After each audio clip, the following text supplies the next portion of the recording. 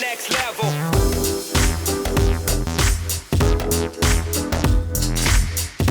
Introducing here is Steve Cohen, United States Congressman for District 9. Thank you for coming. Thank you.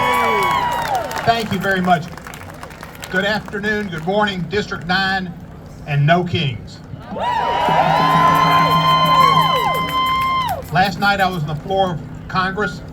We were there till about 11 o'clock at night. I got to bed about midnight, woke up at 4, got to the plane at 6, came through Chicago, got to Memphis.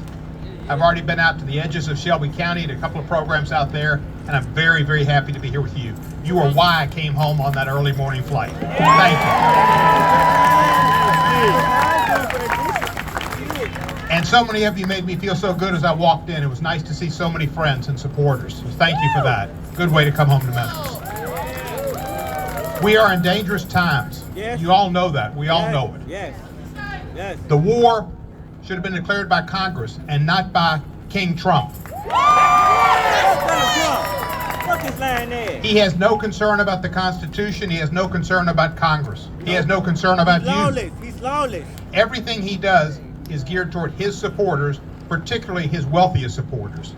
It's about money for him and money for his family. The graft and the corruption is open and apparent, and he is not afraid of doing it because Pam Bondi, that ignorant, will not do anything about it. Some of y'all remember Chevy Chase? Pam, you ignorant. You know, it's a shame the president picks so many of his cabinet members like Pam Bondi and Kristi Noem, just like he picks his wives. Not based on their aptitude, but on their pulchritude. I was happy to ask Kristi Noem the last question she was asked by a congressional member in committee.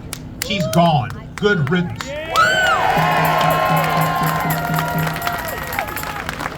She was another grifter, $220 million for a PR campaign for her to try to be the Republican president in 2028. That's what she was doing. She was running for president. And she gave the contract to her friends. Insider dealings.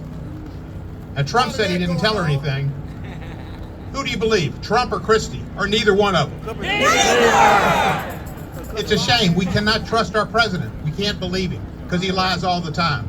And now he's putting his signature on the dollar bill. Donald Trump's signature on our dollar bills. I think we all need to go buy some pesos. But the war is a mess. He shouldn't have got into it. He doesn't know how to get out of it. The Saudis want him to stay in, and Kushner wants the Saudis to give him more money. So he's got a real problem there. Over there in the Middle East. Kushner has no business being our diplomat, nor does Wyckoff. That should be career diplomats, not real estate people.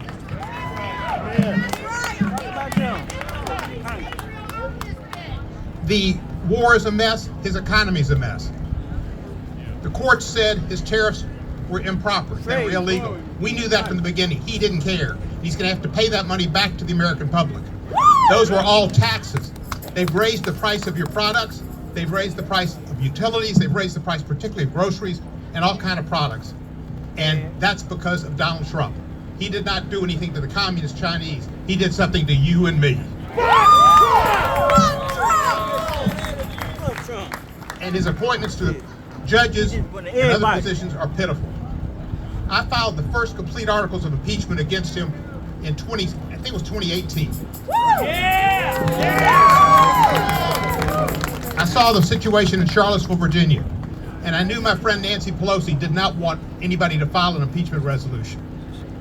I called her up and I said, Nancy, well, to be honest, I called her up and she didn't answer the phone, thank God. So I left her a message and I said, Nancy, I've got to file impeachment. What he said in Charlottesville about there being good people on both sides, that's the end.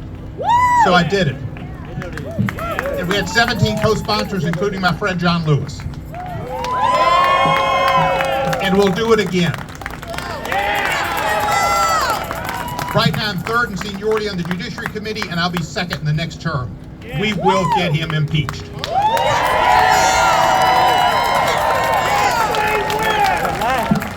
We brought home $17 million to Memphis this year in community projects, but almost $400 million to build a new bridge, the largest infrastructure project in the history of the state. And with the Democratic majority on the Appropriations Committee, I'll be able to bring home more money. So I appreciate your help. I will always be with you. I've always been there on the front lines, whether it's getting the lottery passed after 24 years working in the state Senate, whether it was getting the med and the community hospital built when I was a county commissioner, whether it was the bridge here in the last year or two. I don't take no for an answer. I speak truth to power. I'll always done that, and I'll keep doing it. Yeah. Thank you very much. And God